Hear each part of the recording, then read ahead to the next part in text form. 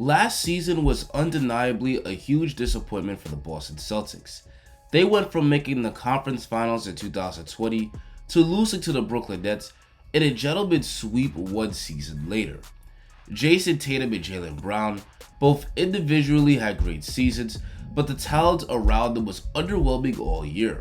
Furthermore, the ball movement and defensive intensity that once made the Celtics title contenders just simply wasn't there last year. As a result of the disappointing season, Danny Ainge was forced to step down as president of basketball operations, with head coach Brad Stevens replacing him. Brad Stevens immediately got busy as soon as he got to position and made some serious changes right away. The first major move of Stevens was trading Kemba Walker and a pick to OKC for Al Horford. Kemba was initially a great pickup, but he immediately became a bad pickup with the knee issues he was dealing with last year. This trade allowed Boston to get out of Kemba's bad contract and acquire veteran big man Al Horford. While Horford is long in the tooth at age 35, he's still a pretty good player. He's coming off a year averaging 14 points and 7 boards a game for the OKC Thunder last year. Horford is still a legit stretch 5 as he shot 37% from 3 last year, and he can still pass, defend, and rebound. Horford will be a nice mentor for the Celtics' young big man, Robert Williams, who Boston hopes eventually becomes one of the league's top centers. Overall, Brad Stevens' first major move was solid. Brad Stevens also hired Ime Udoka to replace himself as head coach. Udoka was recently an assistant coach for the Nets and spent 7 years as an assistant coach under Greg Popovich. Popovich's disciples tend to do very well, evidenced by last year's finals teams being both coached by former Popovich assistants. Udoka will be more than ready for the job, and while Brad Stevens was a great coach, it was clear last year that the Celtics needed a new voice. Udoka will be the voice that the Celtics need, and he'll get them back to playing team basketball. Over the offseason, the Celtics made many additions to the roster. The biggest one was undoubtedly Dennis Schroeder. Head coach Udoka has already stated that Smart will start, so Dennis is likely coming off the bench. Last time Dennis embraced a 6-man role, he averaged 19 points per game off the bench for OKC. If Dennis is willing to embrace that role again, he can provide some much needed scoring help. Last year, the biggest issue for Boston was the lack of offensive weapons outside of Boston's dynamic duo of Tatum and Brown. The other scoring options besides for those two just simply weren't very good. Dennis Schroeder will help to relieve pressure off Boston's dynamic duo by providing some consistent scoring and playmaking. Another meaningful addition to the Celtics was Josh Richardson.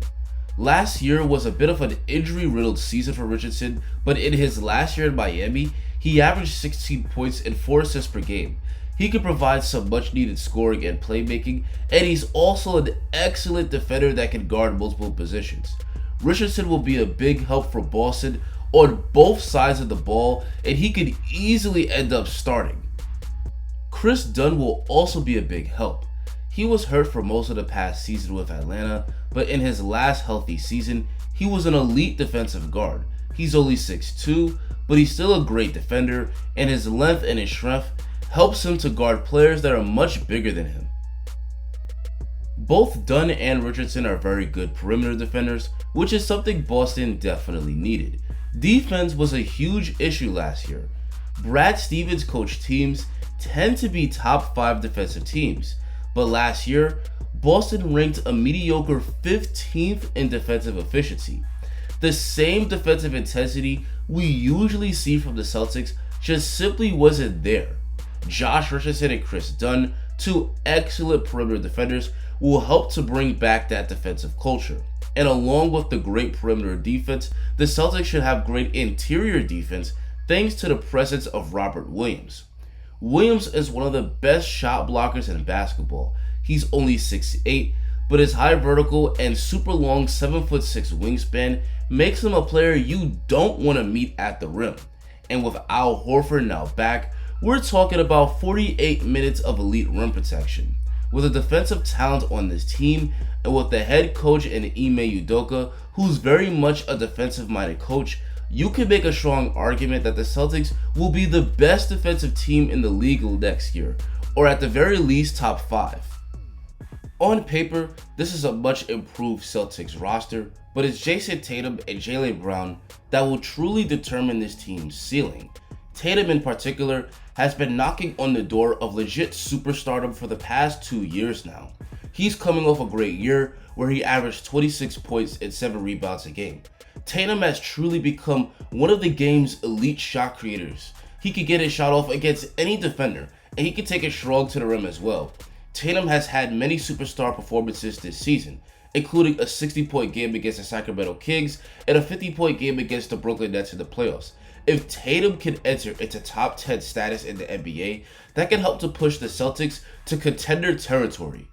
Jaylen Brown is also coming off a fantastic season. He averaged 25 points per game, up from 20 a game last year. With Kemba out for a huge chunk of last season, the Celtics needed him to take on more offensive responsibility, and he thrived. Brown showed off improved shot creation and passing skills, which helped to make his first All-Star game of his career. While Brown was really good, at just 24 years old, he can still get much better. His court awareness on offense needs to improve, and while he's a stout on-ball defender, his off-ball defense leaves a lot to be desired. But with Brown's amazing work ethic, those are areas of his game that are sure to improve. The Celtics have already done the hard part in acquiring 2 of the best young stars in the league. These guys need to continue to improve and go from all-stars to superstars in order for Boston to seriously contend for a championship. At this point of the video, let's project this year's rotation for the Boston Celtics. We already know Jason Tatum, Jaylen Brown, and Marcus Smart will be in the starting lineup. The other 2 starting spots are up in the air. Nobody really knows what the starting lineup for next year will be, and even Udoka may not know what the starting lineup will be at the moment because the last 2 starting spots likely gets decided in training camp.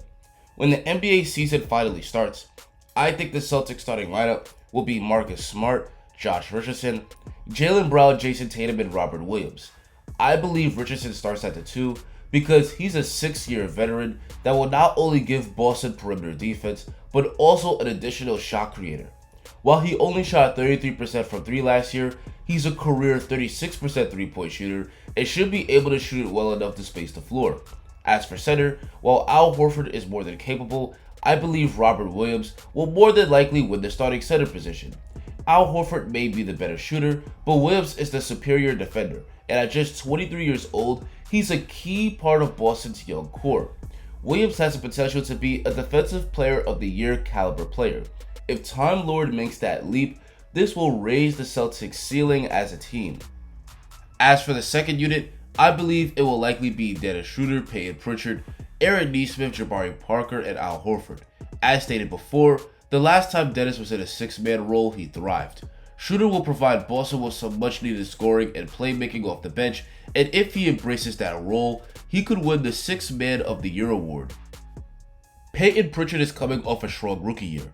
Despite being taken deep in the draft at the 26th pick, he averaged 8 points per game for the Celtics and shot an impressive 41% from deep on 4 attempts a game. This year, Pritchard is looking to get even better in his sophomore year. He should be able to provide Boston with some nice shooting and scoring off the bench. Aaron Nesmith struggled for much of his rookie year, but he got better towards the end of the season, finishing the year shooting 37% from 3 and even having a 33-point game. Nesmith should be a nice 3-and-D player for Boston this season, and an argument could be made that he deserves to start because his defense and shooting would make him a nice fit alongside Jason Tatum and Jaylen Brown. But if not, he'll be a nice role player to have off the bench. I project the backup power forward to be Jabari Parker. Grant Williams, who's been a steady option for Boston off the bench, could win the backup 4 position, but I think Parker will win out due to his much needed scoring. Jabari Parker may have his defensive issues, but he could put the ball in the hole, which will help to bolster Boston's second unit. And the backup center, of course, will be Al Horford. Al Horford is being overlooked by most NBA fans due to his age, but he's still a good player, and his leadership will help to aid the development of Robert Williams.